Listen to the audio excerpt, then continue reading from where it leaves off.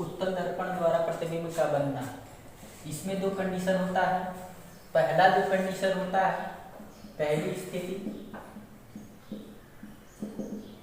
जब वस्तु अनंत दूरी पर स्थित हो, यानी जब वस्तु अनंत दूरी पर स्थित हो तब वस्तु का प्रतिबिंब आभासी, सीधा तथा वस्तु से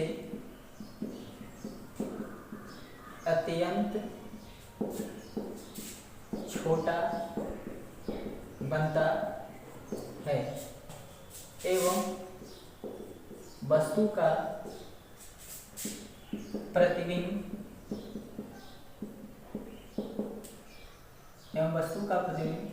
मुख्य फोकस पर प्राप्त होता है। यानी जब वस्तु अनंत दूरी पर स्थित हो उत्तल दर्पण में, तो वस्तु का प्रतिबिंब आभासी बनेगा, सीधा बनता है और वस्तु से क्या बनता है, छोटा बनता है। और एवं वस्तु का प्रतिबिंब जो होता है मुख्य फोकस पर क्या होता है, प्राप्त होता है। यानी इसका हम देखेंगे डायग्राम। ये उत्तल दर्पण है,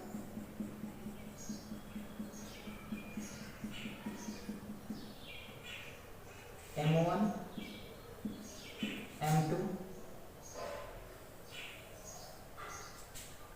यहाँ पर दर्पण का ध्रुव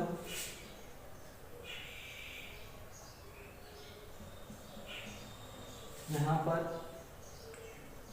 ये अनंत है, यानी यहाँ पर अनंत पर कहीं स्थित होगा।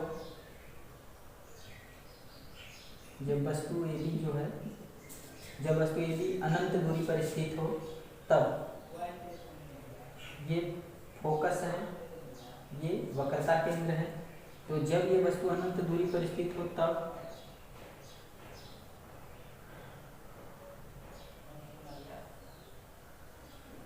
एक तो इस तरह से टकरा कर चला जाएगा और एक टकराने के पश्चात ये क्या होंगी,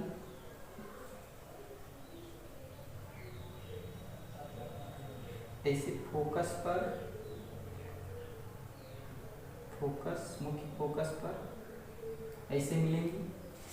तो यहाँ पर वस्तु का क्या होगा, अत्यंत छोटा प्रतिबिंब बनेगा। क्या बनेगा, अत्यंत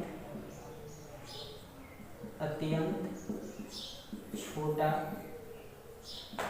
प्रतिबिंब बनेगा। यानी जब वस्तु अनंत दूरी पर स्थित हो तब वस्तु का प्रतिबिंब आभासी, सीधा तथा वस्तु से अत्यंत छोटा बनता है एवं वस्तु का प्रतिबिंब मुख्य फोकस पर प्राप्त होगा। दूसरी जो स्थिति होती है इसकी स्थिति नंबर सेकंड, जब वस्तु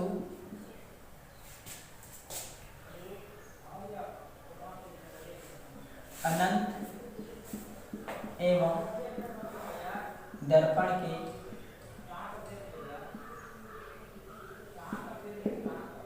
ध्रुव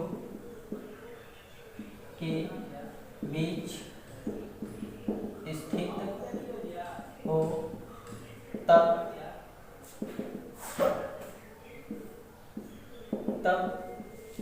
वस्तु का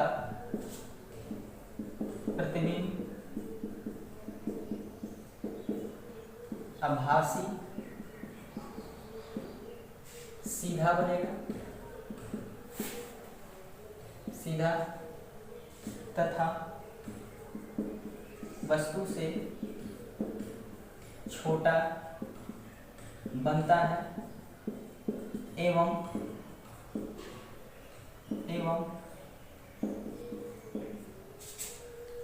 प्रतिबिंब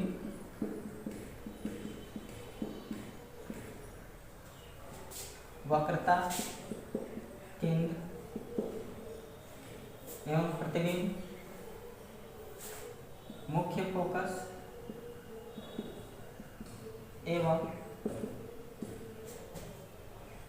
ध्रुव के बीच प्राप्त होता है।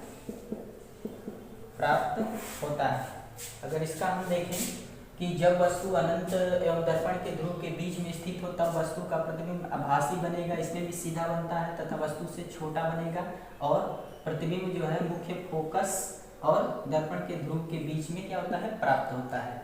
तो इसका अगर हम देखें तो यहाँ पर ये अवतल दर्पण है,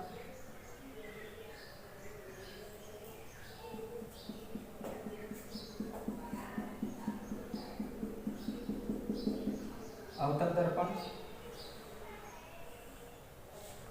यहाँ पर दर्पण का ध्रुव है, यहाँ पर फोकस, यहाँ पर वक्रता केंद्र।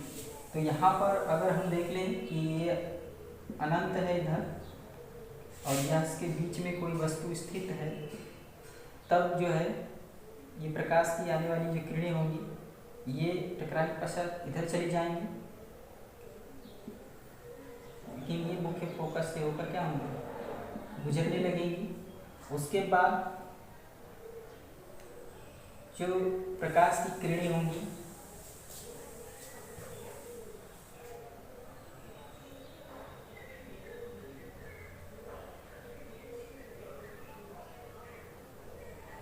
एक फोकस से होकर वक्रता केंद्र से होकर गुजरेगी, और जहाँ पर ये मिलेंगी यहीं पर वस्तु का क्या होगा, प्रतिबिंब बनेगा।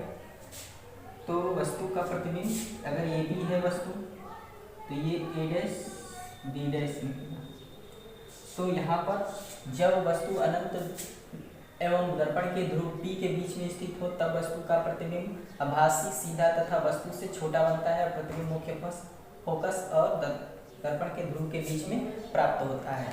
उसके बाद हम देखेंगे चिन्ह परिपट, कि चिन्ह परिपट क्या होते हैं उत्तल दर्पण के लिए और अवतल दर्पण के लिए। तो उत्तल दर्पण के लिए जो चिन्ह परिपट है, हमेशा याद रखेंगे कि उत्तल दर्पण में केवल वस्तु की दूरी माइनस में होती है, बाकी सब प्लस में होता है, चाहे बस प्रतिबिंब की दूरी हो, चाहे वक्रता, त्रिज्या, चाहे फोकस दूरी हो। और अवतल दर्पण में सभी माइनस में होते हैं, चाहे आपके वस्तु की दूरी हो, चाहे फोकस दूरी हो, चाहे वक्रता त्रिज्या हो, चाहे मुख्य फोकस हो। तो उत्तल दर्पण के लिए चिन्ह परिपट, उत्तल दर्पण के लिए चिन्ह परिपट, वस्तु में क्या होता है, वस्तु की दूरी माइनस में लेते हैं, वस्तु की प्रतिबिंब की दूरी, वस्तु की प्रतिबिंब की दूरी ये प्लस में लिया जाता है, प्लस भी वस्तु की फोकस दूरी ये भी प्लस में लिया जाता है, वस्तु की वक्रता त्रिज्या इसमें भी प्लस लिया जाता है। केवल वस्तु की दूरी क्या होती है, माइनस में होती है, ये चिन्ह परिपट होता है अवतल दर्पण के लिए। उत्तल दर्पण के लिए देखें चिन्ह परिपट, अवतल दर्पण के लिए चिन्ह परिपट के लिए चिन्ह परिपट। तो अवतल दर्पण के लिए जो चिन्ह परिपट होता है, इसमें वस्तु की दूरी माइनस u, वस्तु की प्रतिबिंब की दूरी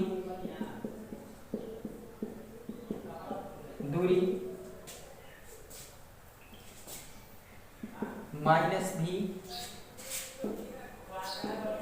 वस्तु की फोकस दूरी प्लस एफ माइनस एफ और वस्तु की वक्रता त्रिज्या ये भी माइनस में लिया जाता है। यानी अवतल दर्पण में सभी माइनस में होते हैं, इसमें सभी ऋणात्मक चिन्ह लिया जाता है। इसमें केवल वस्तु की दूरी ऋणात्मक होती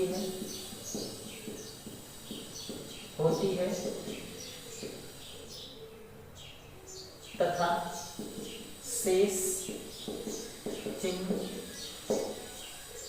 धनात्मक लिया जाता है।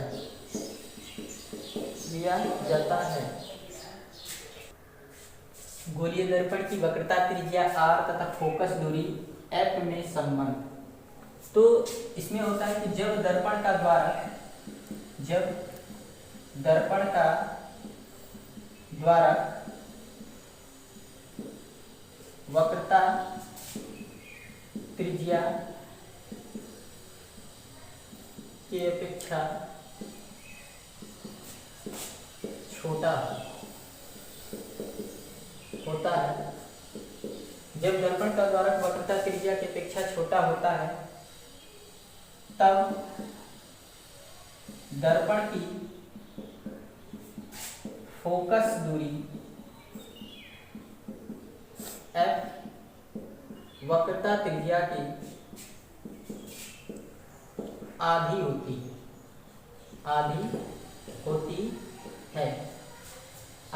है। इसको ही हम क्या करेंगे,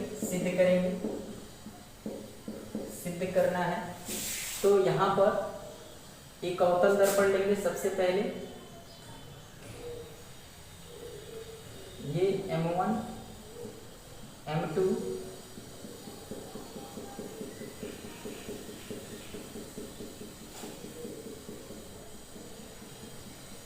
सबसे पहले हम M1 M2 लेंगे।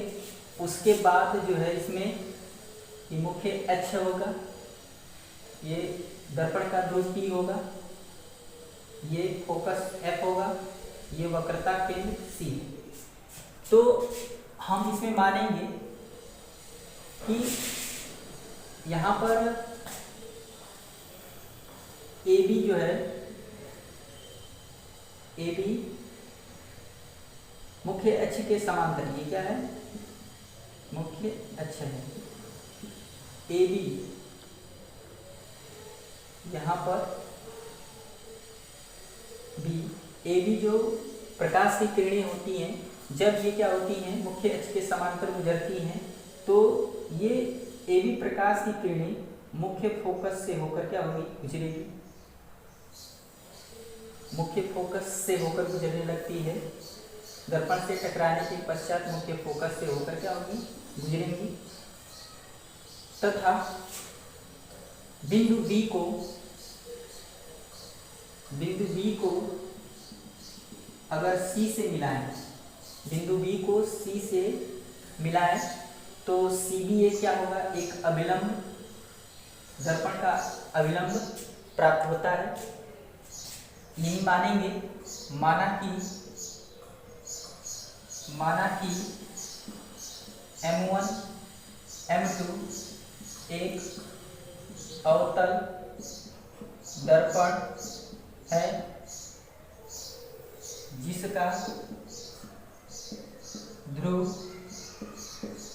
P तथा फोकस F एवं वक्रता त्रिज्या, वक्रता केंद्र C है। तब मुख्य अक्ष के समांतर आने वाली प्रकाश की किरणें AB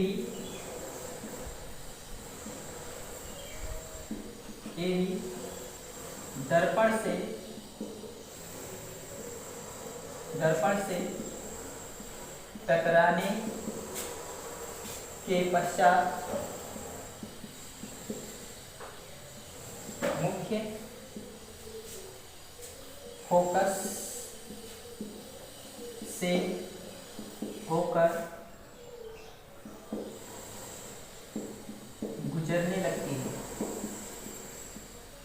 लगती है एवं बिंदु B को वक्रता केंद्र C से मिलाने पर दर्पण का अभिलंब BC प्राप्त होता है।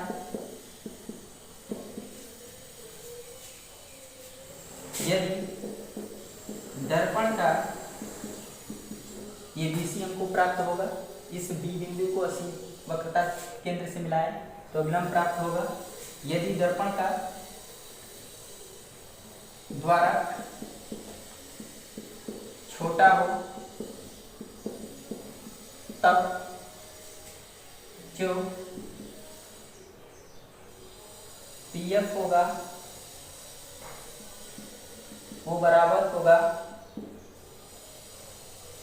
BF जो है बराबर होगा PF के एवं PC जो है PF प्लस CF के योग के क्या होगा, इक्वल होगा PC। तो यहाँ पर अगर हम हमारा इसलिए PF जो है CF के इक्वल होगा तो यहाँ पर PC अपान में PC इक्वल टू लिखेंगे PF प्लस, क्योंकि CF जो है PF के इक्वल है तो इसके स्थान पर रख सकते हैं PF। यहाँ से अगर देखें तब PC इक्वल टू होगा 2PF। अगर यहाँ से देखें तो PC जो है हमारा PC, इस अगर 2 को हम नीचे लाते हैं तो ये हमारा PF होगा, तो PF इक्वल टू हो जाएगा PC अपान में 2। अगर यहाँ पर देखें तो PF जो है ये फोकस दूरी है और PC जो है वक्रता त्रिज्या है। तो अगर इसकी हम वैल्यू लिखें, PF फोकस दूरी है और ये जो है PC वक्रता त्रिज्या है। ये फोकस दूरी, ये वक्रता त्रिज्या है। तो अगर इसकी वैल्यू हम रखें तो PF बराबर PC अपान क्या हो जाएगा 2 हो जाएगा। PC के जगह पर लिखेंगे R, तो यहाँ से हमारा आ जाएगा कि जो F है वो वक्रता त्रिज्या की आधी होती है फोकस दूरी। यहाँ पर लिखेंगे फोकस दूरी वक्रता त्रिज्या की आधी होती है। ये हमको क्या हो जाएगा, सिद्ध हो जाएगा यहाँ से। ये फार्मूला दोनों के लिए है, उत्तल अवतल दोनों के लिए है, एक ही सूत्र होगा। उसके बाद देखेंगे थोड़ा, यदि किसी उत्तल दर्पण की वक्रता त्रिज्या 40 सेंटीमीटर हो तो उसकी फोकस दूरी ज्ञात कीजिए। की फोकस दूरी ज्ञात कीजिए। तो यदि किसी उत्तल दर्पण की वक्रता त्रिज्या 40 सेंटीमीटर हो तो उसकी फोकस दूरी ज्ञात कीजिए, f निकालना है। वक्रता त्रिज्या दिया हुआ है, सॉल्यूशन करेंगे। वक्रता त्रिज्या r दिया हुआ है 40 सेंटीमीटर है, हमको निकालना है फोकस दूरी f निकालना है। तो जो फोकस दूरी होती है वक्रता त्रिज्या के आधी होती है। इस सूत्र का हम प्रयोग करेंगे। तो यहाँ पर देखेंगे कि जो हमारी फोकस दूरी है वक्रता त्रिज्या 40 सेंटीमीटर है और ये तो इससे कटा देंगे तो ये क्या हो जाएगा 2 दूनी के 4 0, यानी जो फोकस दूरी होगी वो 20 सेंटीमीटर होगी। ये आंसर हो जाएगा।